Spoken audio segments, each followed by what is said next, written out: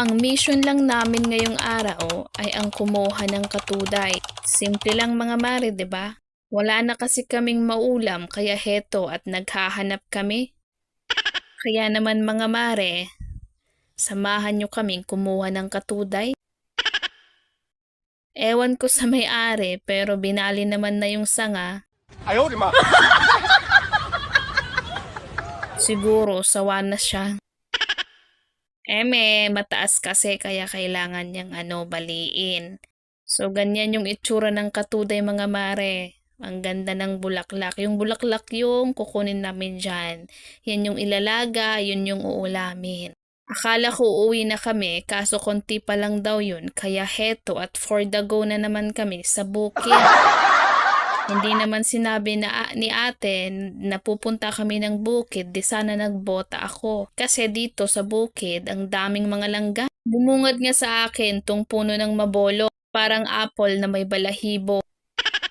Masarap naman to kaso mabaho. Isa to sa nagpapatunay na kahit mabaho ay masarap din.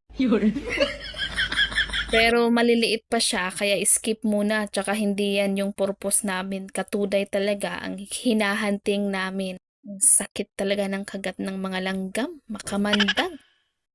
Masakit na makate. Ewan ko sa langgam nila dito, kakaiba.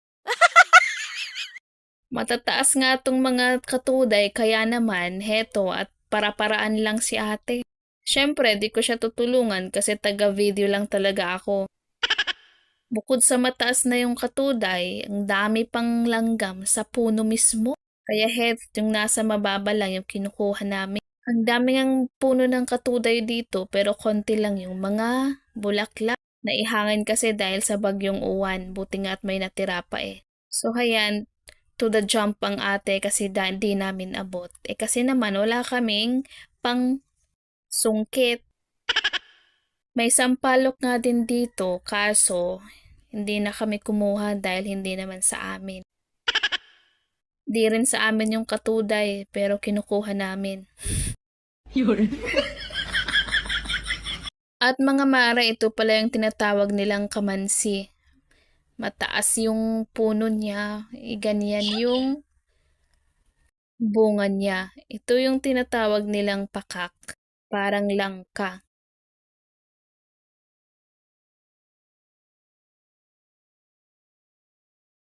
So, mission accomplished mga mare.